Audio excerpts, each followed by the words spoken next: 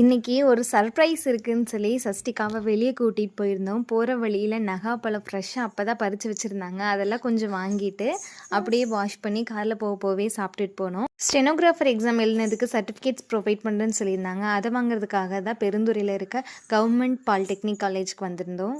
பாப்பா ஒரே ஷாக்கு.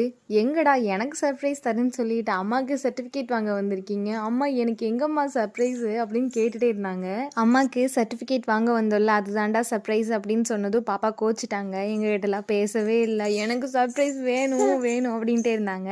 அப்புறம் நாங்கள்லாம் சமாதானப்படுத்திட்டு இருந்தோம். அதெல்லாம் இல்லைடா, உனக்கு ஒன்று கண்டிப்பாக வச்சுருக்கோம், தரோன்னு சொன்னால் நம்பவே இல்லை கடைசி வரைக்கும்.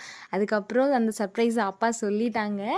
பாப்பா ரொம்ப குஷி ஆகிட்டாங்க. அது எப்படி எக்ஸ்ப்ரெஸ் பண்ணுறதுன்னு தெரியாமல் அப்பாவை அடித்து ஃபன் பண்ணிகிட்டு இருந்தாங்க. அப்படியே வெக்கப்பட்டுட்டே இருந்தாங்க. என்ன பண்ணுறதுனே தெரில அவங்களுக்கு. அப்பா எப்போ டிவி பார்க்க சொன்னாலும் கார்ட்டூன் பார்க்குறத விட அதிகமாக இப்போ வந்திருக்க இடத்த பற்றி தான் பார்த்துட்டே இருப்பாங்க. அந்த இடத்து மேலே ரொம்ப ஆர்வமும் கூட. அங்கே என்னை கூட்டிகிட்டு போங்கன்னு கேட்டுகிட்டே இருந்தாங்க.